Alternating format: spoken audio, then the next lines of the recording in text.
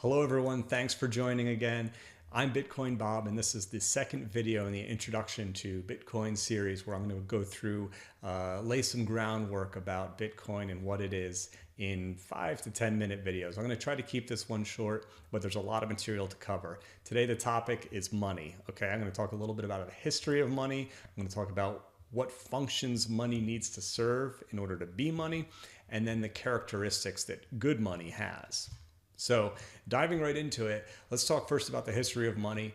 And we're going way back. So this is before currency ever existed. Coins had not yet been used. This is actually before the barter system was used. The very first method of transferring value from one person to another was done by a credit or a ledger system, which means that the person who was giving the goods would then record in some way, whether it was mentally or on some kind of papyrus, who they were giving it to and what that was worth to them. And it wouldn't, keep in mind, be denominated in any currency. So it would just be worth like, you could translate the value of, say, one goat into 50 bushels of corn, something to that effect. I have no idea what a goat or corn go for. So the second big development in money was that barter system that I was talking about. And this is where people would exchange, the one good for another, one good for a service, or one service for another service, etc. Now, there was a limitation to the barter system in that they really couldn't trade outside of their immediate needs. Okay, so if I was looking for, or if I had an animal to offer in trade, but what and then when I put it up for trade, the only response that I got was someone who wanted to sell me a rug, but I already had a rug at my house, and that rug was probably going to last me for another 3 years. Since I didn't need it then and there, I had no use for it. I could not make that exchange.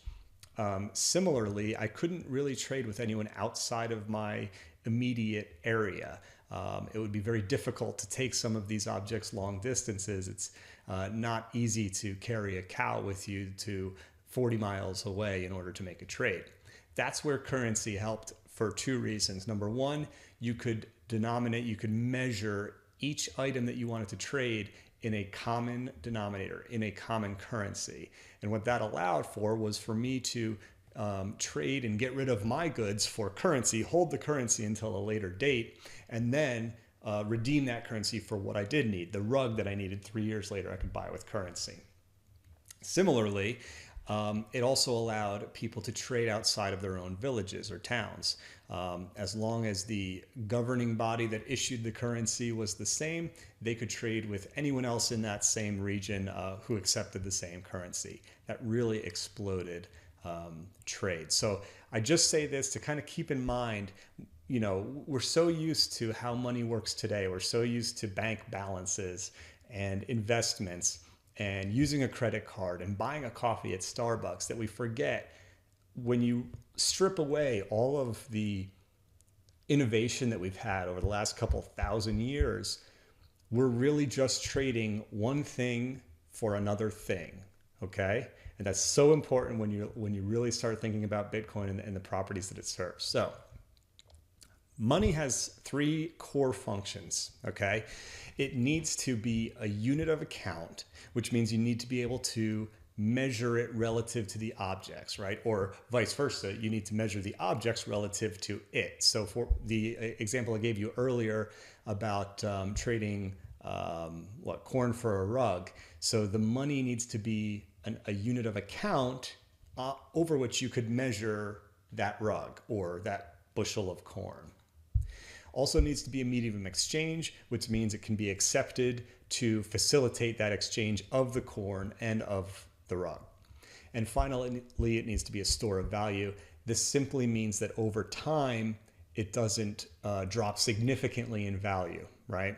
If I were to buy corn from you and I was to get currency for that corn, I wouldn't want to have to go buy a rug a year later and have the currency be worth next to nothing, right? So it needs to keep its value, at least on a reasonable level.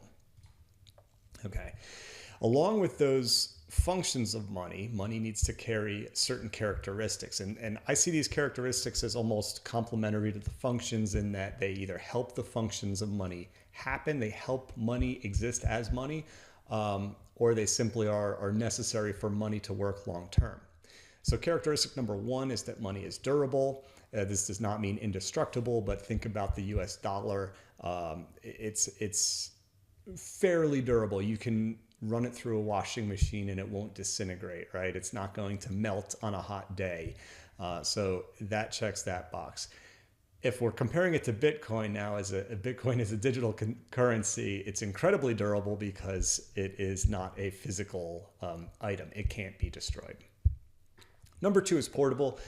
Money needs to be portable. If you're talking about dollar bills, that's incredibly portable. They're pieces of paper. You can get $1,000 in $100 bills and take them anywhere with you and without even realizing that they're in your pocket.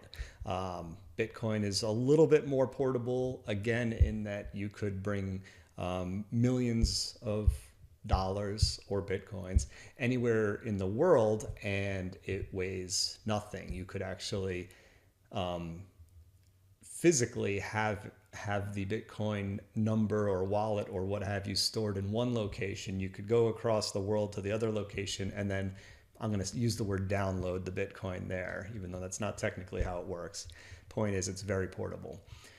Divisible, just like US dollars are divisible into cents. Bitcoin is also divisible, however, to a greater degree. So dollars can be divided into 1/100th of a dollar. We call it 1 cent, 1 penny, right? 100 pennies is a dollar. Bitcoin can be divisible into 1/100 millionth of a Bitcoin. Okay, so that's important because as the value increases, if you could not divide a Bitcoin, then you'd simply have one unit, which is worth today in December of 2017 is worth about $16,000. What if I wanted to go buy a donut? It would be very hard to use that Bitcoin to, well, depending on how bad you want the donut, it'd be a bit of a challenge. So Bitcoin is divisible into 1/100 millionth of a Bitcoin. It's probably important to know, just as a side note, that denomination, that minimum amount of a Bitcoin, which is 1/100 millionth, that's called a Satoshi. Satoshi is the name of the guy who developed Bitcoin. Let's not go down the rabbit hole. We'll continue on here and stay focused. The fourth characteristic of money is that it's fungible. And fungible simply means that every unit of this money, whatever it is, whether you're talking US dollars or Bitcoin, is equal in value to every other unit of that money, okay? So if I have a dollar bill and you have a dollar bill and he has a dollar bill and she has a dollar bill, every one of those is worth the same, okay? Definitely the case with Bitcoin.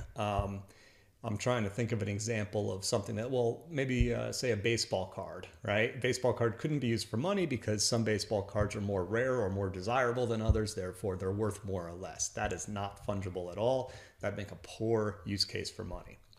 Fifth characteristic of money is that it is acceptable, and that simply means that it is accepted by people or by vendors, by stores.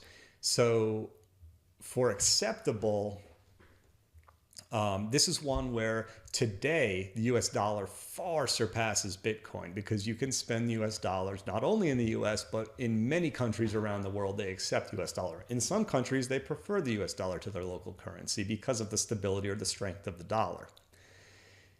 One important distinction between Bitcoin being acceptable today, or being acceptable in general, the distinction is today versus the future. There is no property in Bitcoin that doesn't allow it to be accepted absolutely everywhere on the planet. It is simply an adoption curve that we're waiting to kind of meet. So where we have, some places accept Bitcoin here and there. I mean, early on, Overstock started accepting Bitcoin and Tiger Direct accepted Bitcoin. We're going to see more and more stores accept it. As that becomes more accepted, Bitcoin becomes a better money. Functionally. And finally, it's scarce. This is, this is probably one of the more debated topics when you're comparing Bitcoin with a fiat currency such as US dollars. Bitcoin is definitely scarce. Now, don't think scarce means rare. It simply means limited in this context. And Bitcoin is limited in its programming to only ever have 21 million Bitcoins in existence. Okay, that's important to know. Today we have 16 million and change, almost 17 million that are in circulation.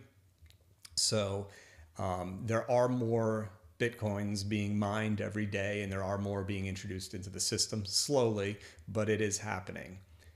But the point that it will limit itself to 21 million Bitcoins ever in existence, and that will not be increased, is very important. And it's one of the core reasons why I became very interested in Bitcoin.